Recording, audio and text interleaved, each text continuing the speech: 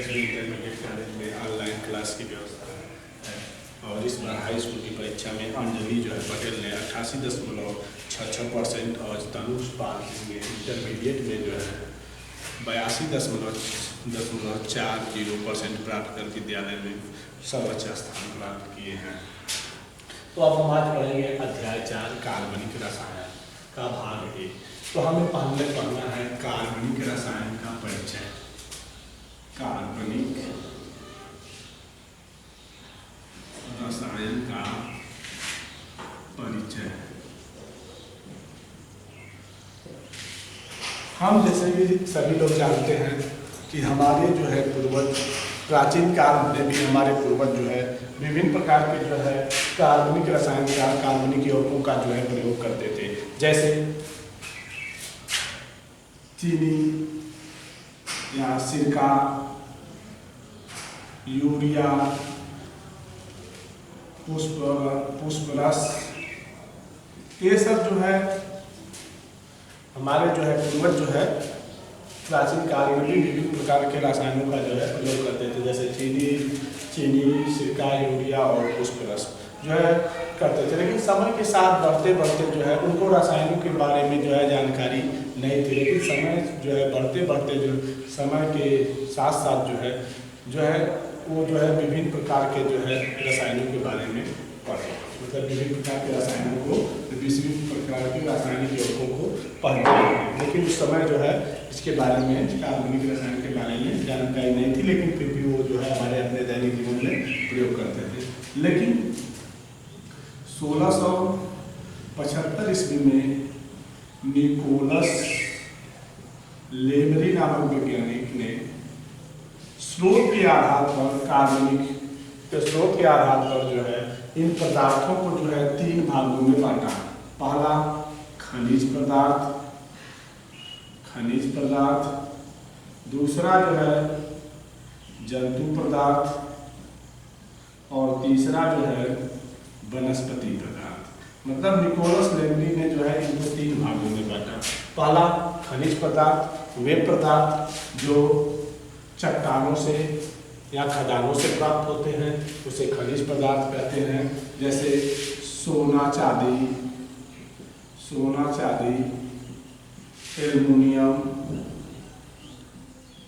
इत्यादि।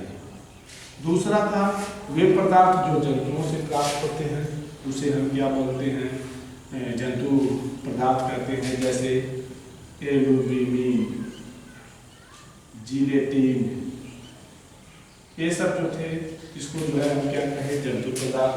और वनस्पति पदार्थ में वे पदार्थ जो वनस्पति से पेड़ पौधों से प्राप्त होते थे उसे हम वनस्पति पदार्थ कहते हैं, जैसे गोंद, रस, पुष्परस, ये सब चीजें जो थी वो वनस्पतियों से प्राप्त हुई, इसलिए इसको हम क्या कहें, वनस्पति पदार्थ। तो निकोलस लेमरी ने इसको जो है 3 भागों में बांटा। लेकिन वही जो है 1780 ईस्वी में वर्गमैन ने इसको जो है कार्बनिक पदार्थों को 2 भागों में बांटा। पहला कार्बनिक पदार्थ और दूसरा जो है अकार्बनिक पदार्थ। कार्बनिक पदार्थ का मतलब ये हुआ कि वे पदार्थ जो जीव जंतुओं से प्राप्त होते हैं या सजीवों से प्राप्त होते हैं उसे हम कार्बनिक पदार्थ कहते हैं। जो जीव जंतुओं से प्राप्त होते हैं या सजीवों से प्राप्त होते हैं उसे जो है हम कार्बनिक पदार्थ कहते हैं। और अकार्बनिक पदार्थ वे पदार्थ जो सजीवों से नहीं प्राप्त होते हैं, निर्जीवों से प्राप्त होते हैं, उसे हम क्या करते हैं, अकार्बनिक पदार्थ कहते हैं। और जो सजीवों से प्राप्त होते हैं या जीव जंतुओं से प्राप्त होते हैं उसे हम कार्बनिक पदार्थ कहते हैं। तो निकोलस लेमरी ने इसको 3 भागों में बांटा, वर्गमैन ने इसको जो है 2 भागों में बांटा, कार्बनिक पदार्थ और अकार्बनिक पदार्थ। तो ये जो है कार्बनिक रसायन का परिचय था। अब दूसरा है जैव शक्ति सिद्धांत। जैव शक्ति सिद्धांत क्या है, इस पर टिप्पणी भी आता है, बहुत इंपॉर्टेंट है। जैव शक्ति सिद्धांत क्या है? जैव शक्ति सिद्धांत। जैव शक्ति सिद्धांत, जैव शक्ति सिद्धांत जो है इसको जो है जे वर्जीनियस ने दिया था। जे वर्जीनियस 1782 ईस्वी में। जैव शक्ति सिद्धांत जो है, इस सिद्धांत को सबसे पहले जो है स्वीडन के वैज्ञानिक जे वर्जीनियस ने 1782 ईस्वी में दिया था। और इन्होंने बताया था कि जो निर्जीव पदार्थ होते हैं, जो खनिजों से प्राप्त होते हैं, उनको जो है प्रयोगशाला में जो है बनाया जा सकता है। मतलब जो पदार्थ खनिजों से या खदानों में प्राप्त होते हैं उनको जो है प्रयोगशाला में जो है बनाया जा सकता है। लेकिन जो जीव जंतुओं से प्राप्त होते हैं, जो सजीवों से प्राप्त होते हैं या जो जीव जंतुओं से प्राप्त होते हैं, उनको प्रयोगशाला में जो है नहीं बनाया जा सकता। लेकिन नहीं बनाया जा सकता क्योंकि मानव शक्ति से वह बाहर है, मानव शक्ति से बाहर है। उस समय तक यह सिद्धांत बहुत प्रचलित था। जैव शक्ति सिद्धांत जो है उस समय तक जो है बहुत प्रचलित था। लेकिन 1828 ईस्वी में इन्हीं के शिष्य जो है फ्रेडरिक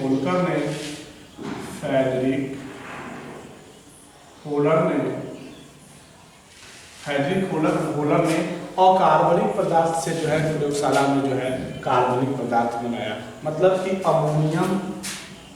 अमोनियम साइनेट को NaCO,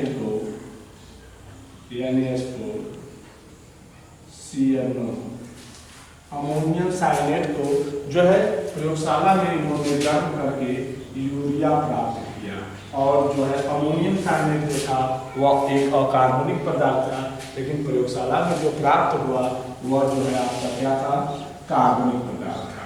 इस यौगिक के बनने के बाद जो है वर्जीनियस का जैव शक्ति सिद्धांत जो है असफल हो गया, क्योंकि इन्हीं के शिष्य होलर ने जो है प्रयोगशाला में अकार्बनिक पदार्थ अमोनियम साइनेट को जो है प्रयोगशाला में गर्म करके क्या बनाया, यूरिया बनाया।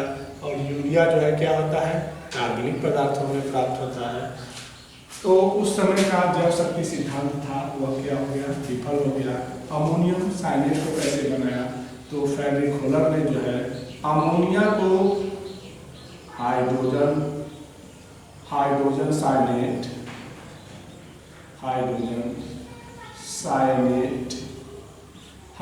अमोनिया गैस को अमोनियम साइनेट के साथ गर्म करके उन्होंने अमोनियम साइनेट प्राप्त किया था। फ्रेडरिक होलर ने अमोनिया को जो है हाइड्रोजन साइनेट के साथ गर्म करके क्या प्राप्त किया था, अमोनियम साइनेट प्राप्त किया था। और सबसे पहले प्रयोगशाला में बनाए जाने वाला यौगिक जो है कार्बनिक यौगिक को क्या है, यूरिया। ये किसने बनाया था, फ्रेडरिक होलर ने बनाया था। किससे बनाया था, अमोनियम साइनेट को जो है गर्म करके जो है उन्होंने यूरिया प्राप्त किया था। तो ये है जैव शक्ति सिद्धांत। जैव शक्ति सिद्धांत के बाद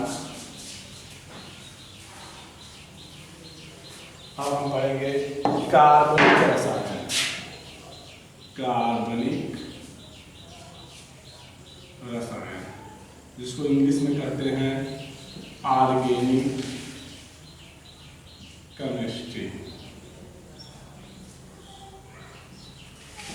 कार्बनिक रसायन क्या होता है, कार्बनिक रसायन विज्ञान की वह शाखा जिसमें कार्बन के यौगिकों का अध्ययन किया जाता है उसे हम कार्बनिक रसायन कहते हैं। मतलब रसायन विज्ञान की वह शाखा जिसमें कार्बन के यौगिकों का अध्ययन किया जाता है उसे हम क्या कहते हैं, कार्बनिक रसायन कहते हैं। और इन यौगिकों को हम क्या कहते हैं, कार्बनिक यौगिक। मतलब रसायन विज्ञान की वह शाखा जिसमें कार्बन के परमाणुओं कार्बन के यौगिकों का अध्ययन किया जाता है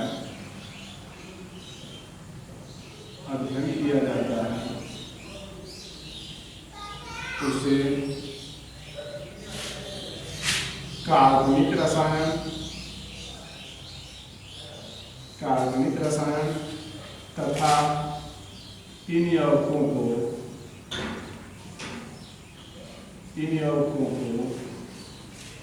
कार्बनिक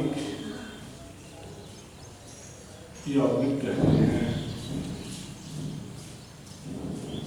कार्बनिक यौगिक कहते हैं मतलब रसायन विज्ञान की वह शाखा जिसमें कार्बन के यौगिकों का अध्ययन किया जाता है उसे कार्बनिक रसायन, तथा इन यौगिकों को हम क्या बोलते हैं? कार्बनिक यौगिक बोलते हैं। अब हम यहाँ पढ़ेंगे कार्बनिक यौगिक और अकार्बनिक यौगिक में अंतर। कार्बनिक यौगिक,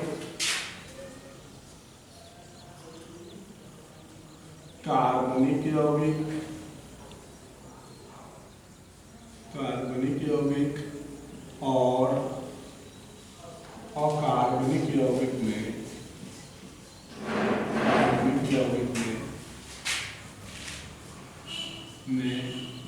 अंतर। क्या अंतर है कार्बनिक और कार्बनिक यौगिक में? तो पहला है अकार्बनिक यौगिक,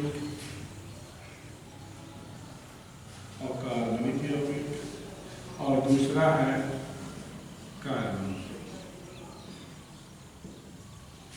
कार्बनिक और कार्बनिक यौगिक में क्या अंतर होता है? तो अकार्बनिक यौगिक क्या होता है? अकार्बनिक यौगिक वे यौगिक होता है जिसमें हम कार्बन के अलावा नाइट्रोजन, ऑक्सीजन, सल्फर आदि यौगिकों का अध्ययन करते हैं, उसे हम अकार्बनिक यौगिक कहते हैं।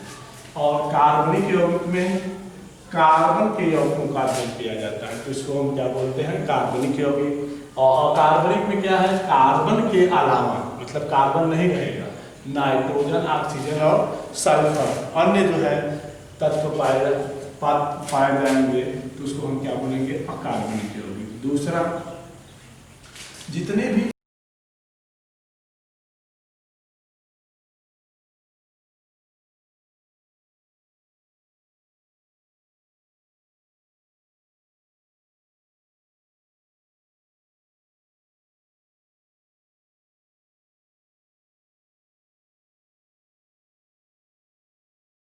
कार्बनिक यौगिक होते हैं उनका अणुभार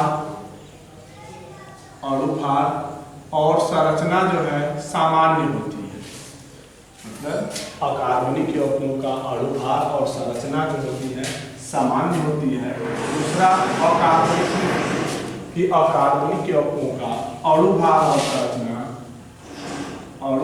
और संरचना कठिन होती है, ये सामान्य है और ये जो है कठिन होती है। नंबर 3, अकार्बनिक यौगिकों का गलनांक और कथनांक अधिक होता है। इसका कार्बनिक यौगिकों का गलनांक और कथनांक कम होता है, जो है कम होता है। नंबर 4 है, जितने भी अकार्बनिक यौगिक होते हैं जल में घुल जाते हैं, जल में विलय होते हैं, लेकिन कार्बनिक विलायकों में अविलय होते हैं। लेकिन कार्बनिक विलायकों में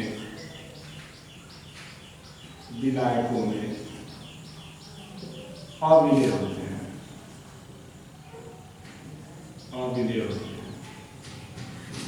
चौथा इसमें है कि कार्बनिक यौगिक जो होते हैं जल में जो है अविलय,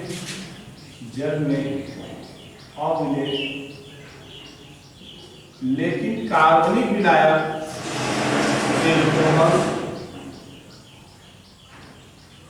ईथर में जो है विलय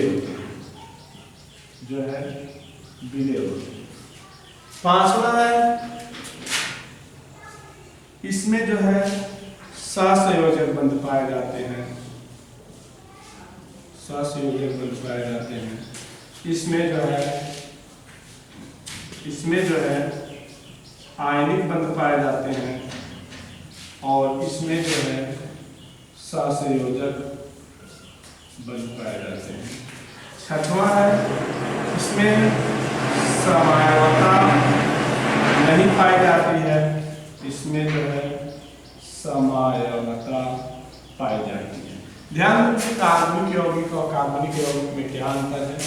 तो अकार्बनिक यौगिक जो होता है इसमें कार्बन के अलावा या कार्बन को छोड़कर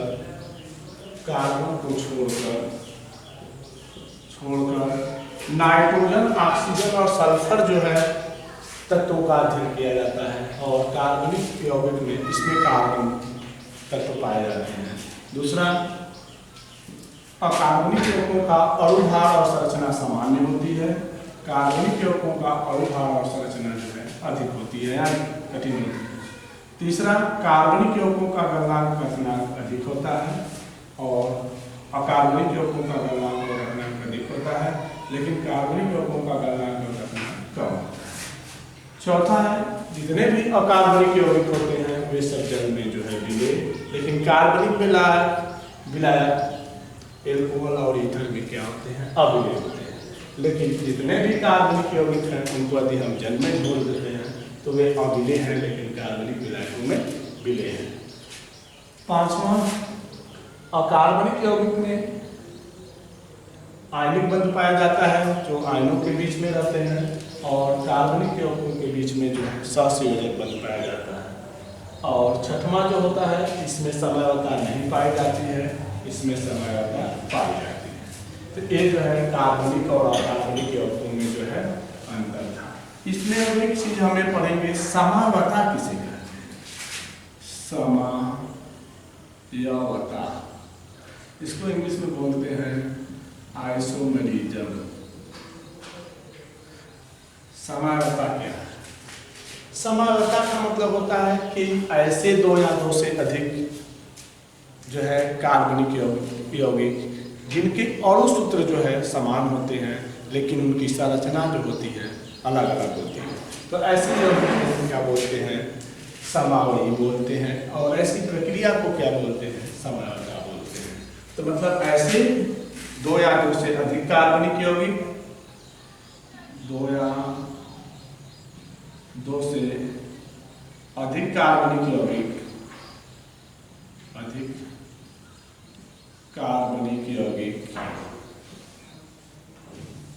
जिनके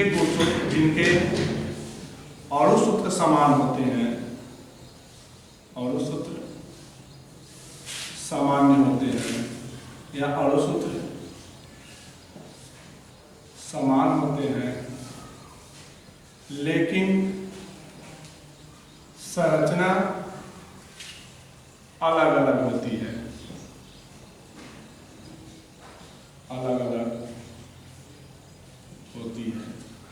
तो ऐसे यौगिकों को समावयी और ऐसी प्रक्रिया को जो है क्या बोलते हैं, समावता बोलते हैं। तो समावता में देखें, जैसे आपका है C2H6O, ये जो है एक कार्बनिक यौगिक है। C2H6O ये जो है अणु सूत्र का जो है यौगिक है। अणु सूत्र तो एक ही है लेकिन इससे दो जो है यौगिक बनाए जाते हैं। पहला है CH3CH2OH, इसमें भी कार्बन जो है 2 है, हाइड्रोजन 6 है और ऑक्सीजन 1 है। ये सूत्र भी ये है, दूसरा जो है ये सूत्र भी ये है। तो एक ही अणु सूत्र है लेकिन 2 या 2 से अधिक जो है कार्बनिक यौगिक बनाए गए, लेकिन इनके भी अणु सूत्र क्या है, समान है, लेकिन इनकी संरचना क्या है, अलग है। जैसे एथिल एल्कोहल,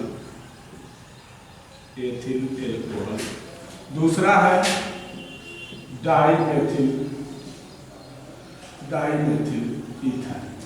ये मतलब इनको हम जैसे ये दोनों यौगिक जो है इनके अणु सूत्र जो है ये बराबर है लेकिन इनकी संरचना जो होती है अलग अलग होती है। संरचना देखेंगे तो 2 कार्बन है इससे पहले से 3 हाइड्रोजन, दूसरे से 2, तो इसकी संरचना जो है ये बन जाएगी। अणु सूत्र दोनों का समान है, लेकिन इनकी संरचना भी हम देखेंगे। एक कार्बन से जो है 3 हाइड्रोजन और दूसरे कार्बन से जो है 3। इनकी संरचना अलग अलग है, लेकिन इनके अणु सूत्र जो है दोनों क्या है, समान है। तो ऐसी प्रक्रिया को जो है हम क्या बोलते हैं, समयावता बोलते हैं। ऐसी प्रक्रिया को समयावता बोलते हैं। दूसरा इसका उदाहरण है, पहला है C2, तीसरा है C3H8 और 4। तो इसमें कार्बन की संख्या कितनी है, 3 है। तो यहां पर हो जाएगा C2H5 CHO। यहाँ पर कार्बन की संख्या 3 है, हाइड्रोजन की संख्या जो है 6 और 1 ऑक्सीजन। तो इसका नाम हो जाएगा 3 कार्बन है, इसको हम ऐसे लिखेंगे CH3 CH2 CHO। इसको आईपीएससी नाम में बोलेंगे तो प्रोपेनल। दूसरा इसका बनाएंगे CH3 CH2 या CH3 CO CH3। इसमें भी जो है कार्बन की संख्या जो है 3 है, 1 ऑक्सीजन है और जो है 6 हाइड्रोजन है। इसका नाम हो जाएगा AC2। अणु सूत्र जो है एक ही है। एक अणु सूत्र से जो है 2 कार्बनिक यौगिक बनाए गए, 2 कार्बनिक यौगिक बनाए गए। इन दोनों के जो है अणु सूत्र जो है समान है, लेकिन इनकी संरचना जो होती है, जैसे इसका बताया गया, इसकी संरचना अलग होती है, इसी तरह इनकी भी संरचना अलग होती है। लेकिन इस अणु सूत्र से जो 2 यौगिक बनाए गए हैं, इन दोनों का सूत्र जो है समान है, लेकिन इनकी संरचना जो है अलग है। तो ऐसे यौगिक को समवायी और ऐसी प्रक्रिया को जो है समयावता कहते हैं। अब हम आगे पढ़ेंगे कार्बन परमाणु की समचतुरफल की संरचना। कार्बन परमाणु की समचतुरफल की संरचना।